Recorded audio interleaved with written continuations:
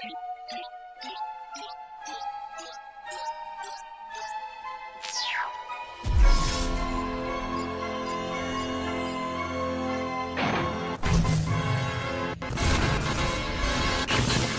guys, what is up? Andaull here today, bringing you guys another cartoon creepypasta. In this cartoon creepypasta, we are reading the Flintstones series finale.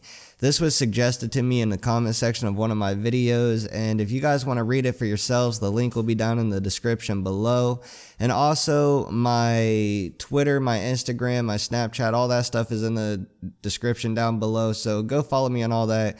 If you guys think you guys are going to enjoy this video, drop a like, hit that subscribe button, comment down in the comment section below telling me what other videos you guys would like to see, because as you guys probably seen, I do have a tendency to comment back to everybody. So with that said, let's get right into this. Fred Flintstone rolled around on his rough stone bed. He couldn't get up. His mattress was cold and hard, and furthermore, a large bird was squawking at him while his neurons raced in his head like his mother-in-law running from a Tyrannosaurus for dear life. He had purchased that bird as an alarm, and it did its job well. Unfortunately, Fred didn't want it to do its job at all. Irritated and foul-tempered, Fred yanked off the already damaged bottom right corner of his bed and flung it straight between the bird's eyes. That solved the problem and bought Fred several hours before his feet touched the cold stone floor. Everything in the house was cold. It was the middle of a harsh winter and his neighbors had fallen sick, many even to their deaths. Bedrock's population had fallen hundreds, and there was little hope for the pestilence to end. Even his best friend Barney Rubble was infected to the point that he would simply vomit up whatever he ate. He passed away, and his wife Betty hung herself in her closet the following day. Fred walked into the kitchen and greeted his daughter Pebbles and his wife Wilma.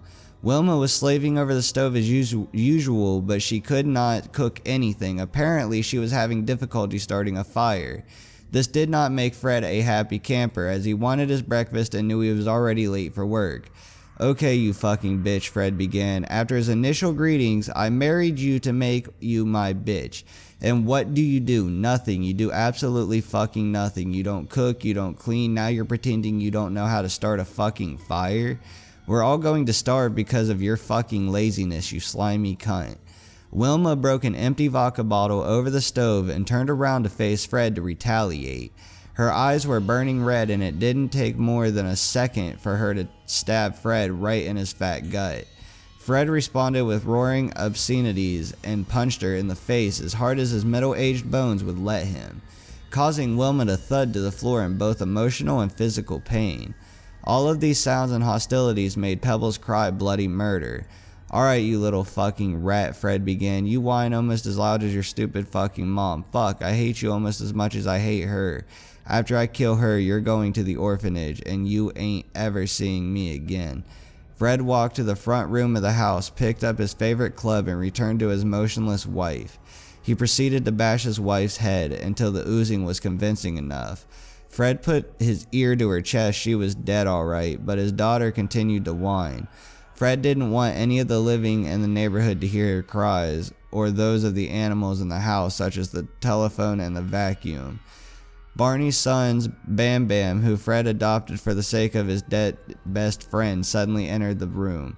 He didn't seem to care about the dead body or the other child, who was now crying at a record level, which wasn't that much of a feat considering that humanity had just started recording such things.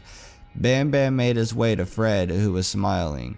"Son, you are strong. You possess physical strength beyond even people my age. I will make you a warrior, and you will have all the women, money, and alcohol in the world. You and me together, kid, you and me."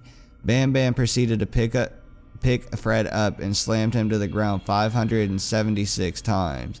Fred didn't have much time to object in what seemed like no time. His skull was shattered in many pieces, and his organs and blood littered the floor like a sea of humanity. Bam Bam shrugged and went to the refrigerator for a bite to eat. Alright guys, I hope you guys have enjoyed. If you guys have, be sure to leave a like, hit that subscribe button below, leave a comment in the comment section below telling me what other videos you guys would like to see, and also follow me on all my social media. I would greatly appreciate it because that is the best way to interact with me outside of my comment section. So with that said, I will see you guys in the next video. Peace out.